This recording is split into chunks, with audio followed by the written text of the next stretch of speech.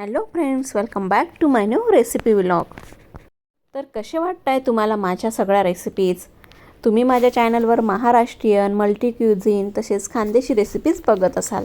Breakfast recipe देखील available असतात, तसेच स्नॅक्स रेसिपी आणि खाण्याच्या देखील खूप छान छान डिशेस मी अपलोड करत असते. तर आशा करते की तुम्हाला त्या सगळ्या आवडत असतील.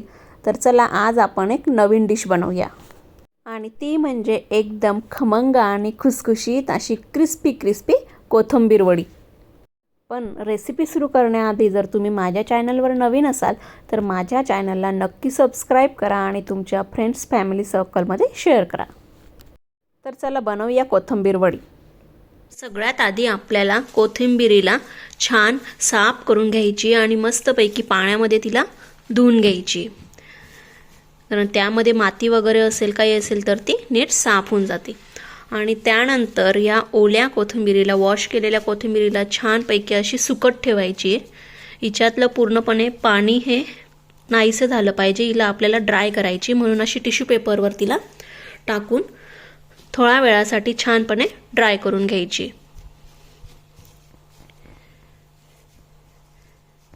कारण ही जर कोथिंबीर ओली आपण वापरली कोथिंबीर वडी बनवायला तर त्याच्याने आपली वडी ही खूप सॉफ्ट येईल, त्याच्यात बेसन खूप जास्त प्रमाणात लागेल आणि त्यामुळे मग तिचा कुरकुरीतपणा कमी होऊन जाईल आणि ती वडी सॉफ्ट होईल.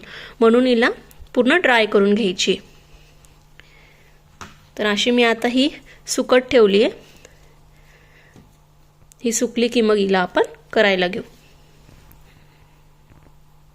तर कोथिंबीरीला 15-20 मिनिटं सुकवल्यानंतर मी तिला बारीक अशी चिरून घेतली आहे.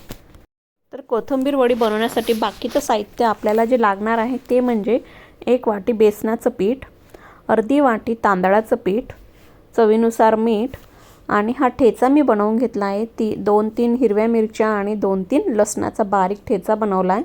त्यानंतर ही अर्धी वाटी थोडीशी तीळ घेतली आहे मी, जे आपल्याला यामध्ये पण टाकायची आणि गार्निशिंगला पण ती वापरली जाईल. तर आता एका भांड्यात आपल्याला ही कापलेली कोथिंबीर घ्यायची आहे. त्यामध्ये 1 वाटी बेसन घालायचं आहे. त्यानंतर अर्धी वाटी तांदळाचं पीठ यामध्ये मिक्स करायचं आहे. बेसनाचं पीठ आणि तांदळाच्या पिठाला छानपणे कोथिंबीरमध्ये मिक्स करून घ्या. व नंतर जो मिरची लसणाचा ठेचा आहे तो यामध्ये घालायचा. चवीनुसार मीठ यामध्ये ॲड करायचं आणि जस्ट थोडंसं अर्धा चमचा लाल तिखट यामध्ये घालायचं आहे आणि थोडंसं तीळ यामध्ये आपल्याला मिक्स करायचं आहे. आता या सगळ्या कोथिंबीरीच्या मिश्रणामध्ये आपल्याला थोडं करत पाणी ॲड करायचं आहे आणि या कोथिंबीरीचा एक गोळा तयार करून घ्यायचा आहे. लागेल तसं थोडंच पाणी यामध्ये ॲड करा. एकदम सगळं पाणी नका घालू, नाहीतर ते पातळ होऊन जाईल.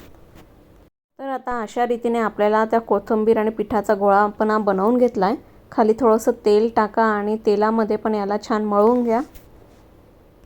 आता एक ताट घेऊन त्यामध्ये तेल टाकायचं आहे. तेल ताटाच्या चारही बाजूने आणि खालच्या तळाच्या साईडने लावून घ्यायचं आहे. पांढरी तीळ त्यामध्ये घालायची अशी पूर्ण ताटामध्ये पसरवून.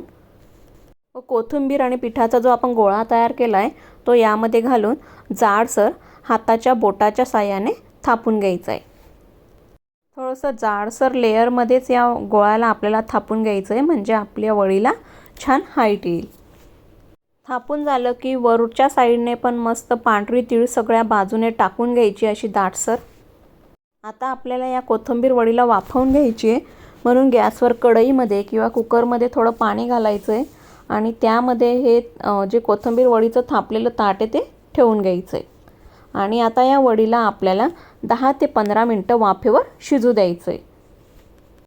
15 मिनटं आपण झाकण ठेवून या वडीला शिजू दिलं आणि 15 मिनटानंतर बघितलं आहे तर आता वडी पूर्णपणे आपली शिजली आहे.